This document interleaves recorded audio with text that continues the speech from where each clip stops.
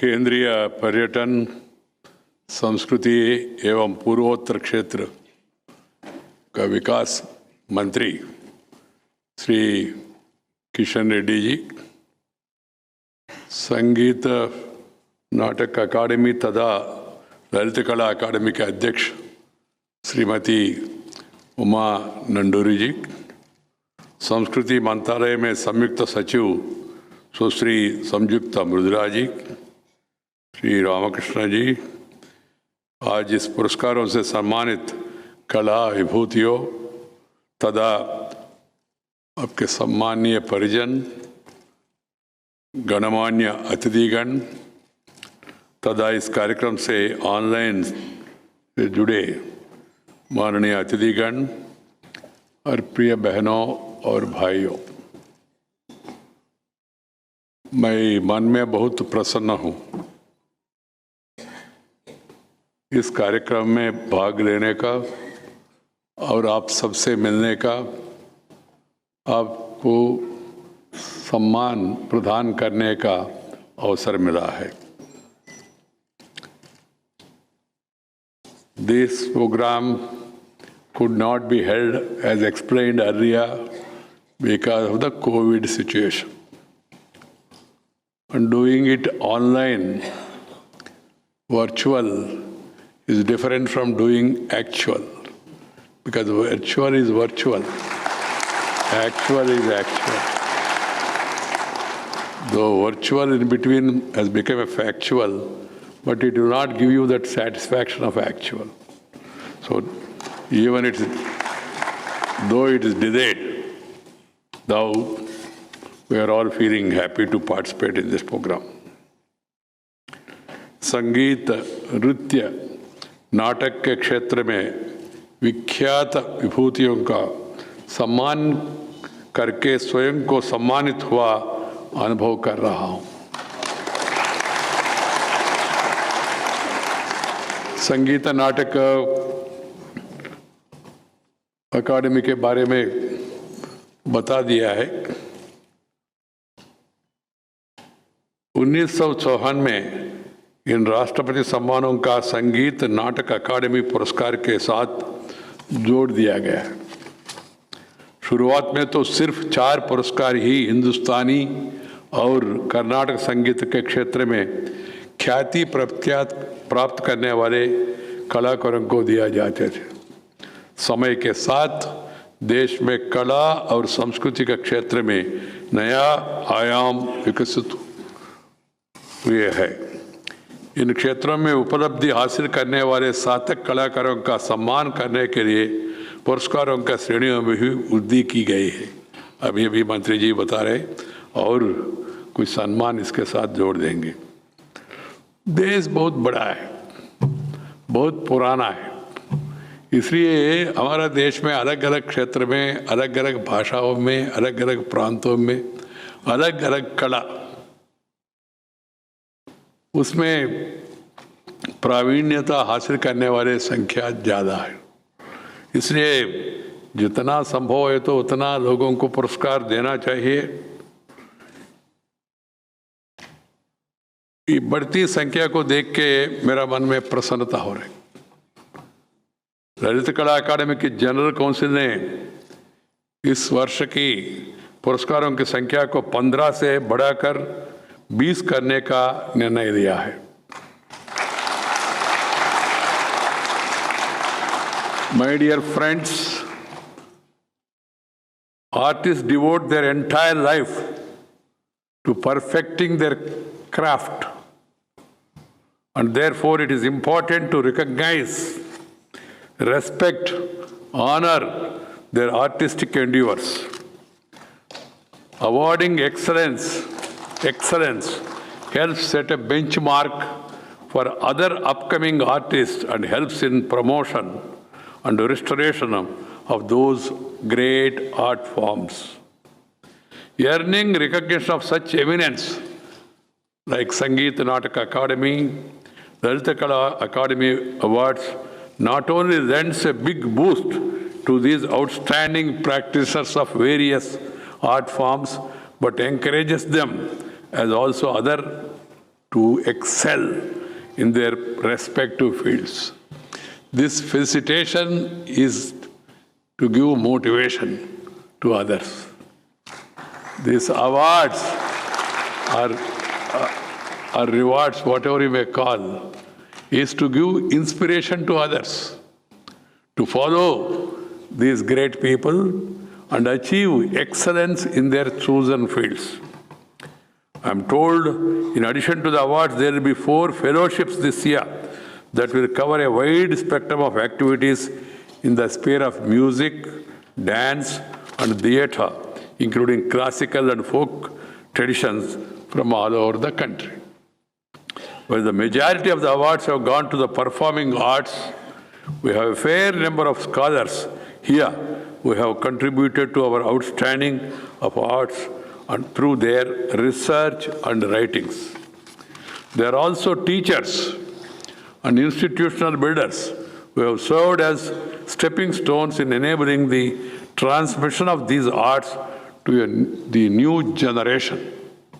I would like to congratulate all of you for the splendid efforts in promoting various art forms.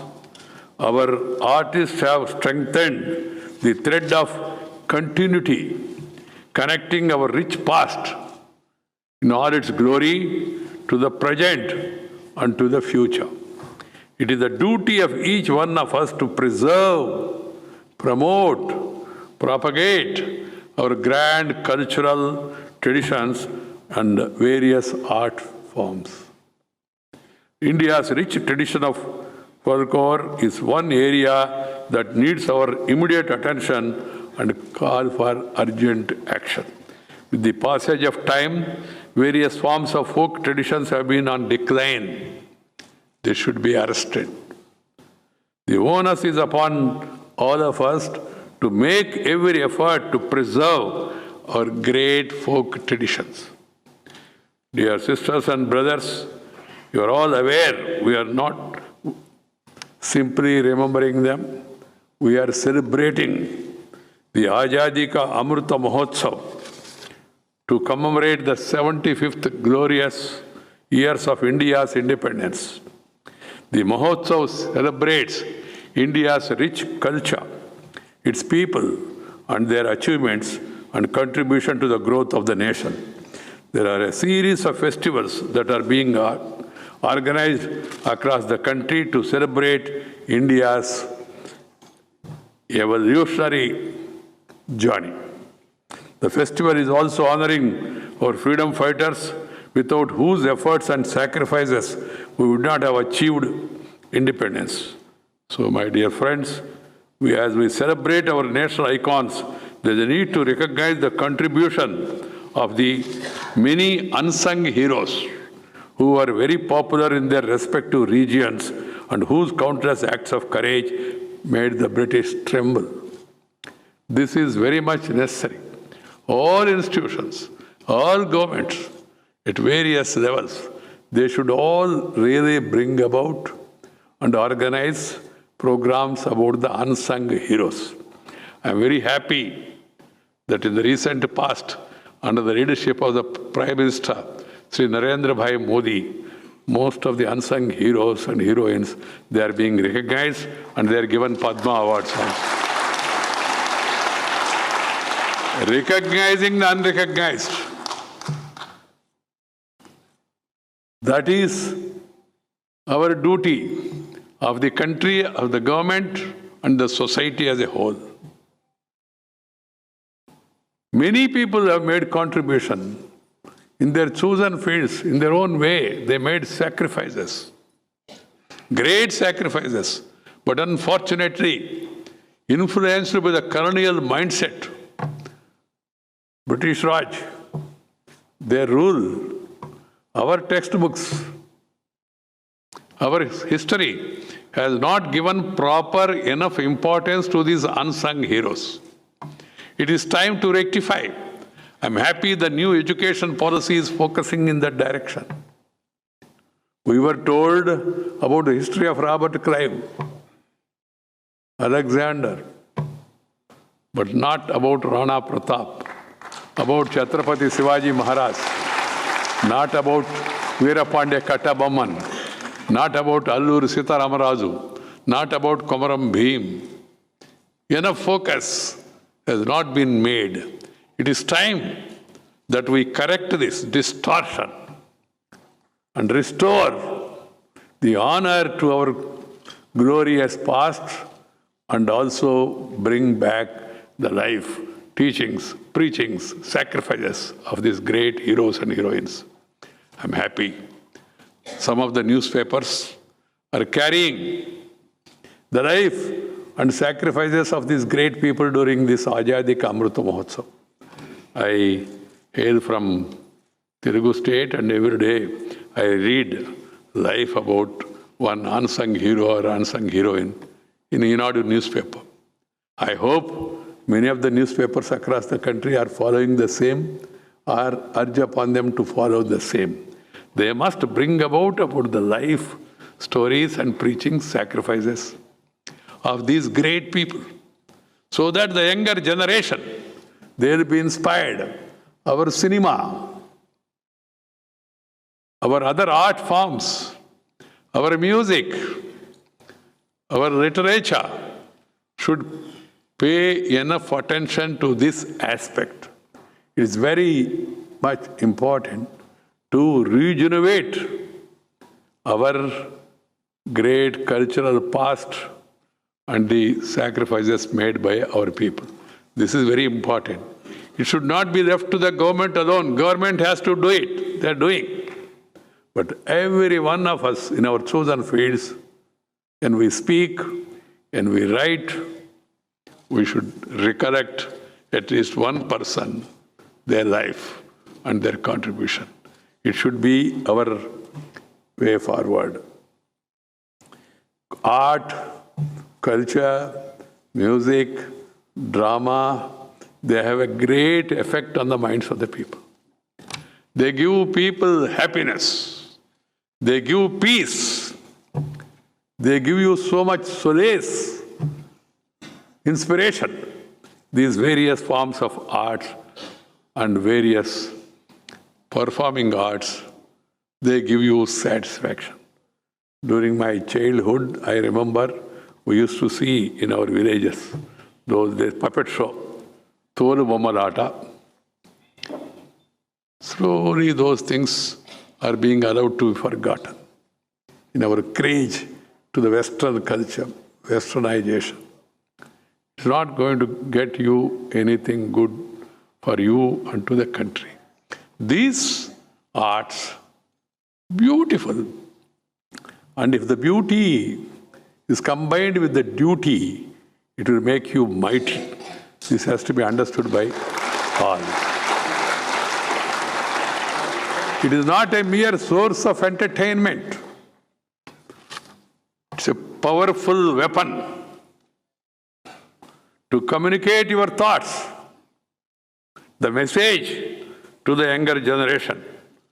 You recall the art became a powerful political weapon during the British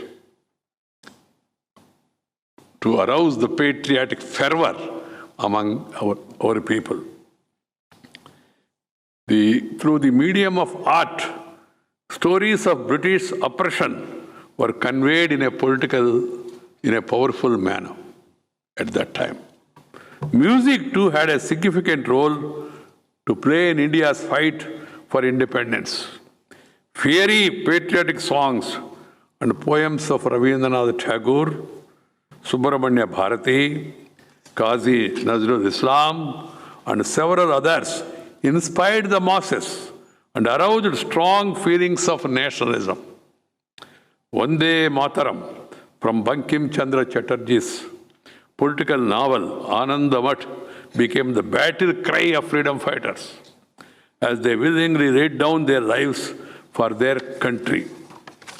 Swadeshi movement also impacted the world of art and galvanized our writers, thinkers, performers, and artists against the British.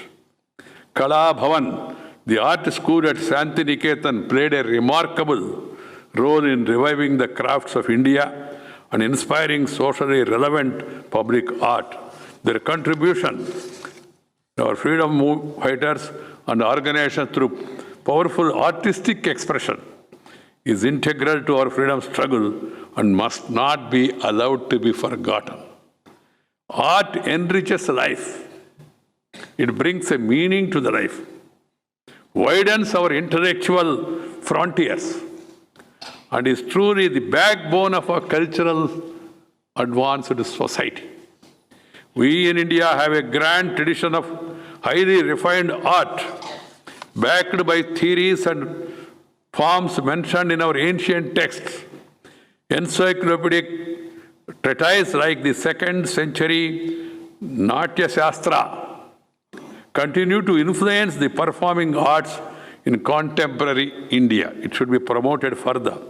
Reference to instrumental and vocal music around the Vedic literature, while the Silpa Shastra point to a long, unbroken tradition of visual and plastic arts.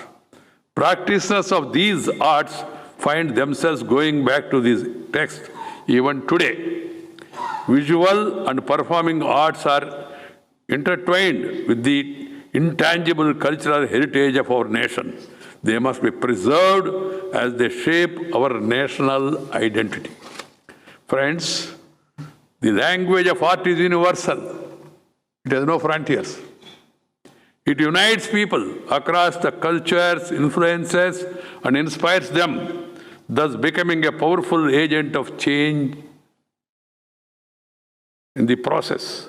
One important lesson we take back today is that a journey back to the roots of India's past. Let us go back to our roots, to our culture, to our heritage. Let us recall, remember the great contribution and traditions and practices set by our forefathers. So, journey back to the roots of the country is the need of the hour. It will be very useful in redefining the present and future. In the words of Ananda Kumara Swami, quote, art contains in itself the deepest principles of life, the trust guide to the greatest art, truest, the art of living. The true life in the idea of Indian culture is itself unity, and art become, if art become parts of it, it gives you a lot of inspiration. By one ruling passion, the desire to realize a spiritual inheritance, all things in India have been valued in the light of this desire. Let us enrich our lives by learning, appreciating, and promoting various art forms around us. I would like to appeal to education institutions at all levels to give equal importance to art subjects in their curriculum. It is very much necessary. I also urge upon the parents to encourage their children to learn any art form they are inclined towards. This is very much required. This is our life. And this cultural renaissance must take place. Every home, every parent must insist that their children learn some art.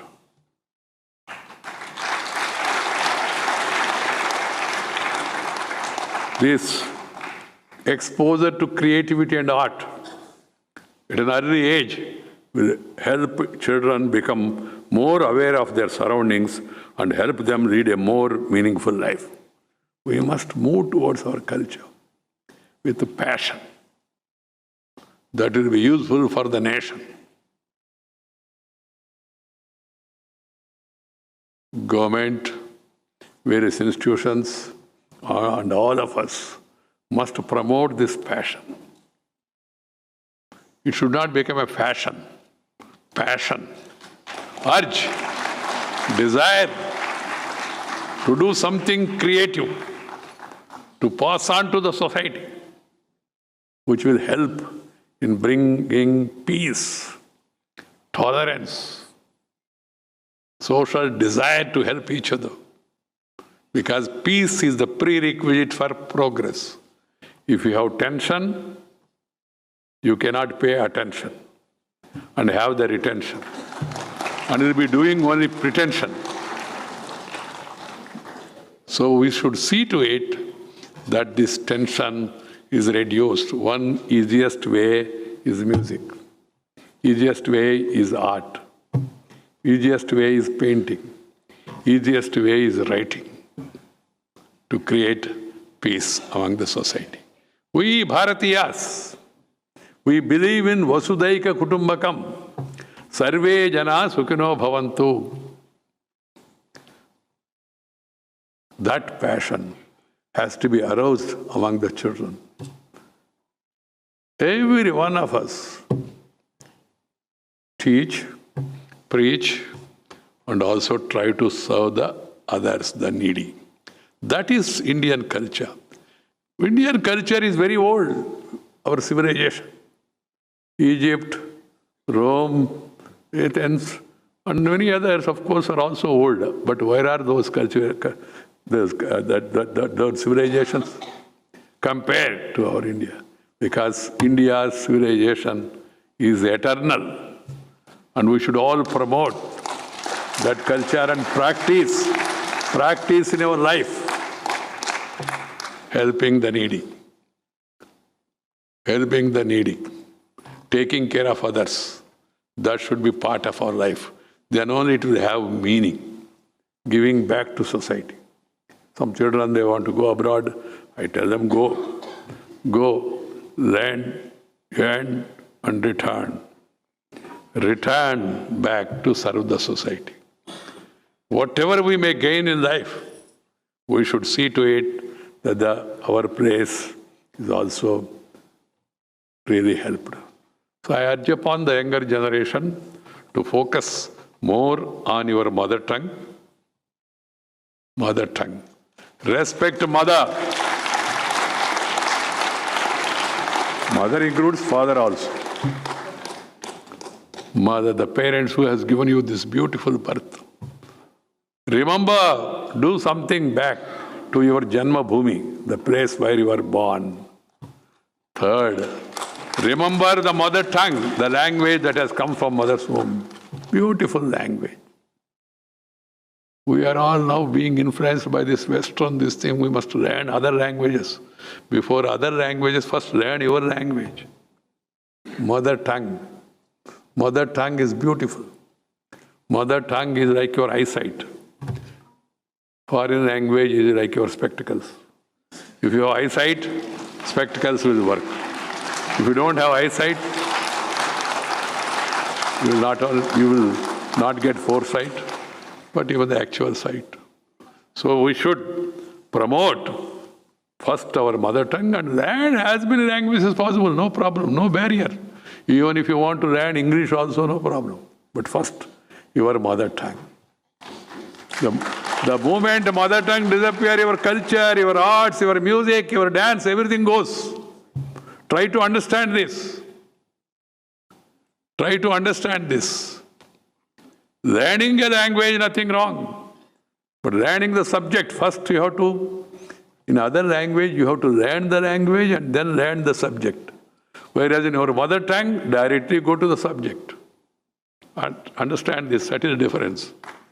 In the mother tongue, that's why I always feel up to at least high school, one must be taught in mother tongue. Then other languages. Even our government functioning at all levels should be first in mother tongue. The gadget orders, people do not know English in the village and you give gadget notification. Government order, give it in the mother tongue. And if you want to give copies in other languages, no problem. First, people's language. People's language should be medium of instruction. People's language should be administrative language. People's language should be language in education. People's language should be language in courts. Court also The advocate, what he is arguing, the client do not know. So what is the difficulty? Is it a great, difficult task? No. And moreover, the advancement of technology where you can have simultaneous translation. This could be done and this should be done. It is our duty. The Culture Ministry should promote this. In Parliament, after I became chairman of Rajya Sabha, I tried to improve upon the system. Now, out of 22 languages, you can speak in any language, there will be translation. Similar thing should be organized in every walk of life so that our language, our culture, our heritage is preserved. That's why I always say, mana kattu, mana bottu, mana mata, mana ata, mana pata, mana bata. Ivanni kuda mana bhashalo undali. All the other things should be in our language, in our tradition. Feel proud. Some people feel, sir, when you are going out and you are meeting others, you must dress up to the occasion. I said, what is the occasion? Occasion is you are meeting a foreigner, okay? You need not become foreigner. Meet and greet in our own way, in our own dress. After I became vice president, some people asked me, sir, press people. You know, press people always, they want some juicy stories. They asked me, sir, now you have become vice president. I said, yes, I have become vice president. They were hesitant to ask. I said, what is the question? Ask me. Sir, what about the dress? I understood. I said, no change of dress, only change of address. That's all. Dress will be the same.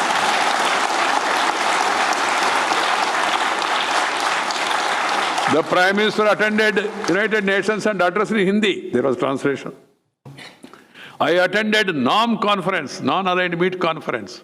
I went with the same dress and made the address. People were happy. They recognized India. India is standing here. I don't find any difficulty, except when the weather is difficult, and even in India also we change our dress sometimes. And our Bharatanatyam, our Kuchipudi, our Kathak, and other forms of dance, they are being staged in various embassies across the globe. People are very keenly watching. They want to learn Bharatanatyam. They want to learn Kuchipudi. They want to learn our other forms of art, music, and dance. We are hesitating. We are hesitating. As I told you, because of that mindset of the colonial past and the books that were made to be read by us. Now let us change and get back to our society. And as I told you, exposure to creativity and art at early age will help children become more aware. And we must also promote through culture, creativity, promote the feeling among the people to respect the nature. Nature, culture, together for better future. That should be our motto. I hope that the Culture Ministry will focus. They have taken up a lot of initiatives after Sri Kishan Reddy became minister. He is making it more dynamic. I hope that it will move in a more meaningful direction in the future. And my best wishes to all the awardees, and also my best wishes for the future awardees also, so that they can aim high, dream high, but work hard. Simply aiming high and dreaming high will not take to the height. So work hard. That is my advice to the younger artists in various fields. God bless you all. Nandri, Vanakkam.